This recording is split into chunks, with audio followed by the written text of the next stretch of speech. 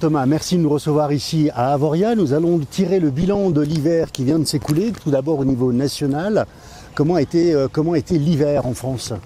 La saison d'hiver a été globalement bonne sur l'ensemble des territoires, avec quelques divergences entre les stations en fonction de leur altitude, une appétence plus marquée sur les domaines d'altitude que sur les stations villages, mais au global on est sur une saison qui devrait être en légère hausse, ou en tout cas en stabilité par rapport à l'année dernière qui était déjà une bonne saison. Donc on a un bilan plutôt positif sur l'ensemble des massifs. Alors la Haute-Savoie est un petit peu moins plébiscitée cette année que la Savoie. Il y a eu des questions d'enneigement l'an passé qui, on le sait, se font sur un report d'une année sur l'autre. Une bonne année d'enneigement dans toutes les stations comme cette année va engendrer de bonnes réservations pour l'année prochaine. Et c'est vrai que l'an passé, avec un enneigement un peu moindre, et principalement dans les stations de moindre altitude qui sont assez nombreuses en Haute-Savoie, on a eu un petit attentisme des clients sur les réservations des stations en dessous de 1500 mètres d'altitude. On a des améliorations sur la dernière minute, mais ça ne compense pas tout le gros du flux qui se fait longtemps en avance et avant les premières chutes de neige. Alors si on fait le bilan pour les derniers mois, décembre, janvier, février, mars et bientôt avril, précisément dans ces mois, quel a été le niveau des locations saisonnières ? On a eu de très bonnes fêtes au global, avec une vraie belle demande sur la semaine de Noël et de Nouvel An qui est généralement la plus forte de la saison, et ça s'est confirmé encore cette année.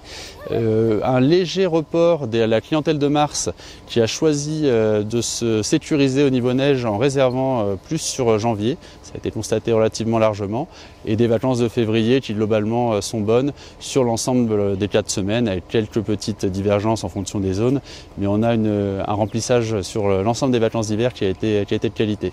On attend quelques chutes de neige encore dans les prochaines semaines. C'est plutôt bon pour les vacances de printemps.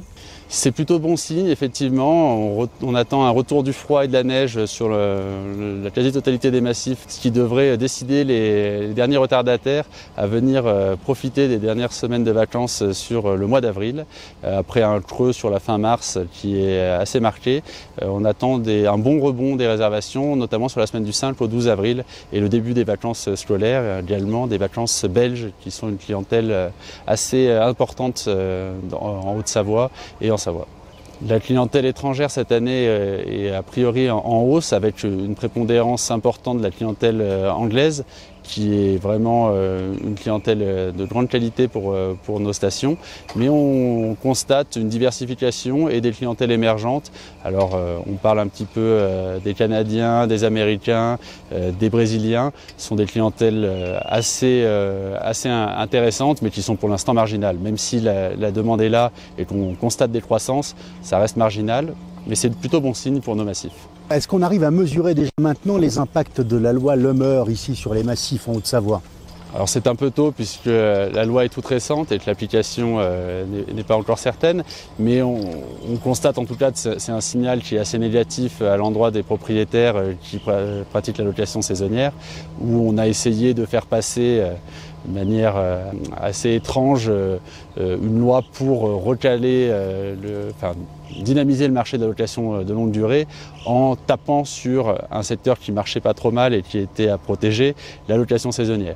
On voit mal comment les rééquilibrages qui ont été faits en faveur de la location longue durée vont pouvoir générer une quelconque appétence des locataires sur la location longue durée et sur les propriétaires qui, quand ils font de la location de courte durée, ne vont pas se mettre du jour au lendemain à louer à l'année, puisque s'ils louent en courte durée, c'est principalement ils occupent quelques semaines par an, voire quelques mois, leur logement. Et donc l'objectif de cette loi sera peut-être atteint dans les localités urbaines, mais dans les territoires touristiques, malheureusement, on n'est pas vraiment sur ce type de clientèle et l'impact devrait être relativement minime. Les gens ne vont pas louer plus en longue durée, vont peut-être arrêter de louer parce que le profit n'y sera plus et l'intérêt n'y sera plus. Mais en tout cas, on pense que cette loi va tomber à côté de son objectif, en tout cas dans la majorité des territoires touristiques. Il aurait fallu l'adapter justement au cas par cas pour les stations de montagne par exemple et aussi peut-être le bord de mer finalement. Voilà. Il y a quelques adaptations qui sont prévues pour les maires puissent, notamment sur les quotas, et adapter en fonction de leur situation précise.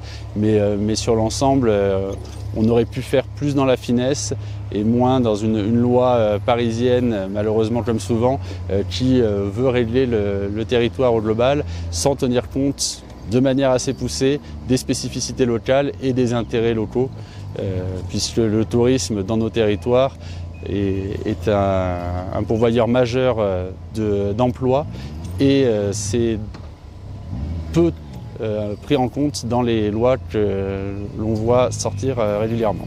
La spécificité ici à Avoria notamment, c'est la rénovation énergétique avec ces façades en bois. Est-ce que ça a évolué depuis l'année passée? Alors, on a une spécificité effectivement à Avoria et les nouvelles réglementations incendie qui empêchaient et qui empêchent encore aujourd'hui d'effectuer les rénovations de façades, qui sont indispensables pour améliorer le bilan énergétique de nos copropriétés, mais qui étaient impossibles puisque la nouvelle réglementation empêchait la rénovation des façades en bois. On a un problème qui a été vraiment pris à cœur et pris par les pouvoirs publics, l'architecte de la station, l'association du lotissement, la mairie, qui se sont réunis pour développer un nouveau système constructif qui permettrait de continuer à mettre du bois en façade et en restant dans les nouvelles règles incendie. Donc on a un projet pilote qui devrait voir le jour d'ici l'année prochaine sur un immeuble. Si tout est validé et qu'on arrive à faire passer ce principe constructif, on devrait pouvoir continuer à poser du bois sur nos façades, ce qui semble quand même important de manière architecturale, patrimoniale et pour protéger la filière bois qui nous semble plus intéressante à utiliser que des panneaux en composite issus des usines en Chine. Ça paraît aller dans le bon sens pour la rénovation énergétique. Alors au global, on sait qu'à partir de janvier 2025, les logements classés G sont dorénavant interdits à la location, sauf ceux qui sont déjà en location par leur propriétaire actuel. Donc on a un impact qui va se faire immédiatement. C'est-à-dire qu'aujourd'hui, un propriétaire de logement G qui louait son appartement, s'il le vend à un nouveau propriétaire, ce nouveau propriétaire ne peut pas louer l'appartement en l'état et doit envisager des travaux, s'il le peut, pour améliorer la note et continuer sa location. Donc on a un impact qui est réel et qui se ressent tout de suite. On a, comme on le dit depuis maintenant assez longtemps, une problématique non pas sur le fond de cette réforme, puisque la rénovation énergétique est un élément important et sur lequel on ne peut être que d'accord. Ça va dans l'intérêt commun. Par contre, c'est sur la forme et sur le classement énergétique de nos locations, enfin de nos biens, qui sont impactés de manière assez arbitraire et assez anormale sur l'énergie électrique qui est prépondérante dans nos logements et nos stations de montagne et qui a un impact très important sur le DPE et qui pour nous n'est pas justifié et qui devrait être revu. Et à ce moment-là, on comprendrait mieux la logique. Mais aujourd'hui, le classement et les diagnostics, la manière de faire les diagnostics impactent très négativement nos biens sans qu'il y ait vraiment de justification. Donc la rénovation énergétique, oui, mais avec des critères qui soit plus juste. On connaît le développement et l'intérêt grandissant de la population pour venir prendre l'air l'été en montagne. Est-ce que vous avez déjà des prémices de réservation ?